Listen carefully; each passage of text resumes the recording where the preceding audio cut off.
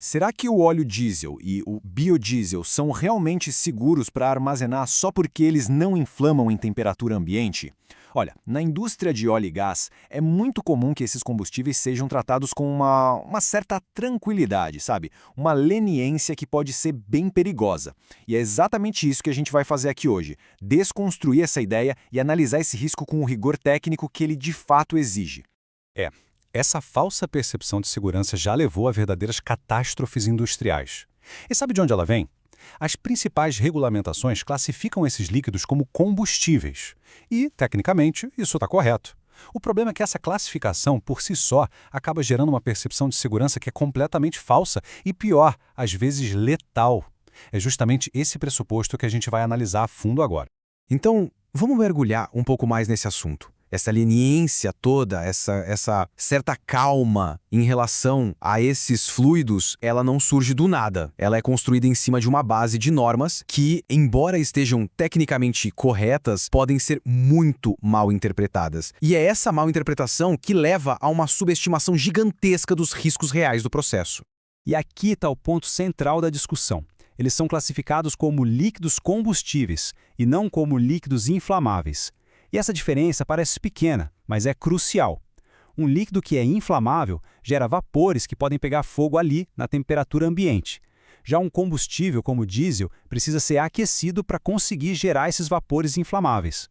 O problema, a análise de risco, na grande maioria das vezes, para exatamente aí. Ela ignora completamente as condições dinâmicas, o mundo real de uma planta industrial.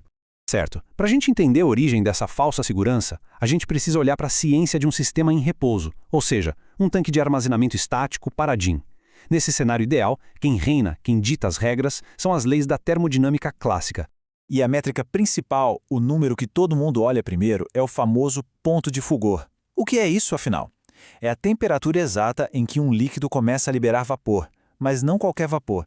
É vapor suficiente para formar junto com o ar uma mistura que pode inflamar. É esse limiar de temperatura que define se um líquido é classificado como inflamável ou combustível. E agora vamos comparar, olha só a diferença.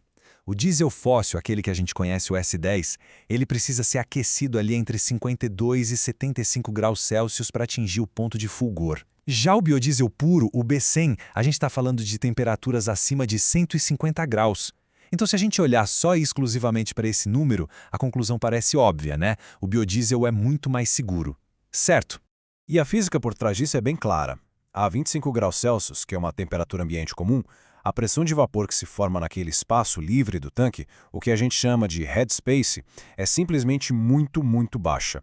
É tão baixa que ela é matematicamente insuficiente para atingir o que a gente chama de limite inferior de explosividade.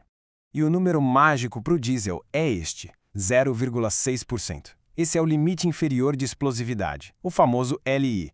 O que isso quer dizer? Quer dizer que a gente precisa ter uma concentração de, no mínimo, 0,6% de vapor de diesel no ar para que uma ignição seja sequer possível. E como a gente viu, num tanque estático e frio, a gente está muito, mas muito longe de chegar perto desse número. Só que a história não acaba aí. Esses fluidos não são quimicamente idênticos. E essa diferença molecular, que pode parecer sutil, um mero detalhe, na verdade tem implicações muito importantes para a segurança. Vamos entender como isso se desenrola. Vamos lá. O diesel fóssil é basicamente uma mistura de hidrocarbonetos, cadeias de carbono. Já o biodiesel é diferente. Ele é composto por ésteres metílicos de ácidos graxos, o FEM. E a imensa diferença está aqui. O biodiesel tem moléculas de oxigênio na sua própria estrutura. Ele já carrega oxigênio. E isso, mesmo que de forma sutil, altera completamente a forma como ele se oxida e se degrada com o calor. Apesar dessas diferenças moleculares, eles compartilham uma propriedade térmica importante, a temperatura de autoignição, a TAI, que fica ali na mesma faixa, por volta de 257 a 315 graus Celsius para os dois. Essa é a temperatura em que eles pegam fogo sozinhos, espontaneamente, sem precisar de nenhuma faísca. E aqui está o ponto crucial de toda essa análise. Focar apenas nesses números estáticos, baseados em temperatura, cria um perigoso ponto cego na segurança de processos. Até agora, a gente falou de um mundo idealizado, né? Um mundo em repouso, em equilíbrio. Mas a gente sabe que os processos industriais são tudo menos parados. Eles são dinâmicos e é exatamente aqui que esse equilíbrio se rompe por completo. Vamos lembrar, Em um tanque em repouso, frio, a termodinâmica, de fato, nos oferece uma camada de segurança. A fase de vapor lá dentro, o headspace, não é explosiva. Ponto.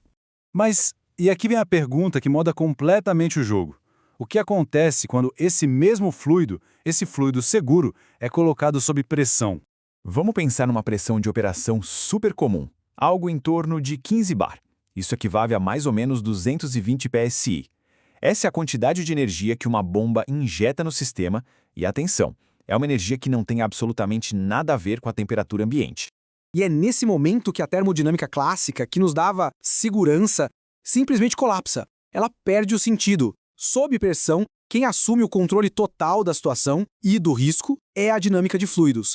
De repente, outros fatores entram em jogo e se tornam dominantes. A gente está falando da energia mecânica da bomba, da possibilidade de atomização do fluido, da viscosidade cinemática, da tensão superficial, todos esses elementos que são completamente ignorados por uma análise que só olha o ponto de fulgor, agora são eles que definem um verdadeiro perigo.